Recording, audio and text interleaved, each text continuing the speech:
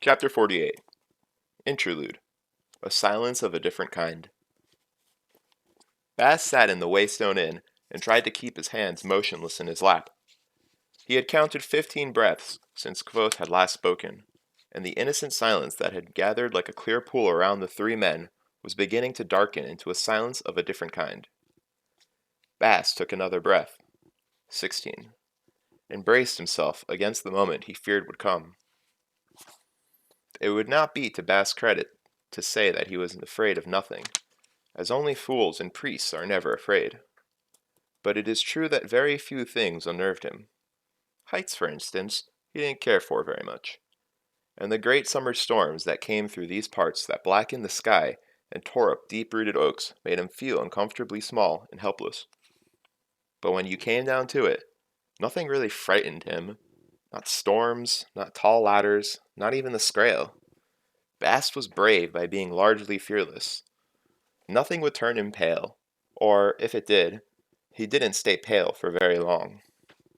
Oh, certainly he didn't relish the thought of someone hurting him, stabbing him with bitter iron, searing him with hot coals, that sort of thing. But just because he didn't like the thought of his blood on the outside, didn't mean he was really afraid of those things. He just didn't want them to happen. To really fear something, you have to dwell on it. And since there was nothing that preyed on Bast's waking mind in this fashion, there was nothing his heart truly feared. But hearts can change. 10 years ago, he had lost his grip climbing a tall rennel tree to pick fruit for a girl he fancied. After he slipped, he had hung for a long minute, head down, before falling. In that long minute, a small fear rooted inside him, and had stayed with him ever since. In the same way, Bast had learned a new fear of late. A year ago, he had been fearless as any sane man can hope to be, but now, Bast feared silence. Not the ordinary silence that came from a simple absence of things moving about and making noise. Bast feared the deep, weary silence that gathered around his master at times, like an invisible shroud. Bast breathed in again. 17. He fought not to wring his hands as he waited for the deep silence to invade the room. He waited for it to crystallize and show its teeth on the edges of the cool quiet that had pooled in the Waystone. He knew how it came, like the frost that leads out of the winter grounds, hardening the clear water that an early thaw leaves in its wagon struts. But before Bast could draw another breath, Kvothe straightened in his chair and made a motion for Chronicler to lay down his pen. Bast nearly wept as he sensed the silence scatter like a dark bird startled into flight. Kvothe gave a sigh that hovered between annoyance and resignation.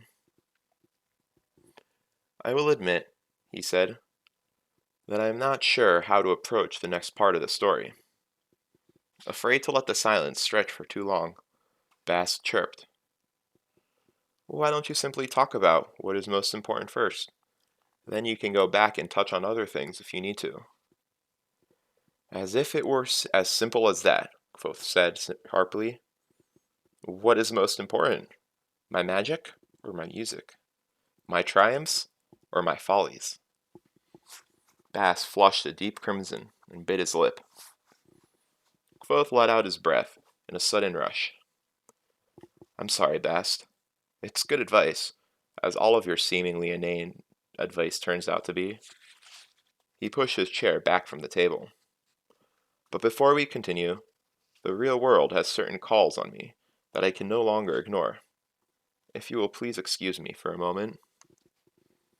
Chronicler and Bast stood as well, stretching their legs and attending to calls of their own. Bast lit the lamps. Kvothe produced more cheese and bread and hard-spiced sausage. They ate, and some small effort was made at polite conversation, but their minds were elsewhere, dwelling on the story. Bast ate half of everything. Chronicler accounted for a sizable, though more modest amount. Kvothe had a bite or two before he spoke. Onward, then. Music and magic. Triumph and folly. Think now. What does our story need? What vital element is it lacking? Women, Reshi, Bast said immediately. There's a real paucity of women. Kvoth smiled. Not women, Bast. A woman. The woman. Kvoth looked at Chronicler. You have heard bits and pieces, I don't doubt. I will tell you the truth of her, though I fear I may not be equal to the challenge. Chronicler picked up his pen, but before he could dip it, Kvoth held up a hand. Let me say one thing before I start. I've told stories in the past, painted pictures with words, told hard lies and harder truths. Once I sang colors to a blind man. 7 hours I played, but at the end he said he saw them, green and gold and red. That, I think, was easier than this. Trying to make you understand her, with nothing more than words. You have never seen her, never heard her voice. You cannot know. Kvoth motioned for Chronicler to pick up his pen. But still, I will try. She is in the wings now, waiting for her cue. Let us set the stage for her arrival.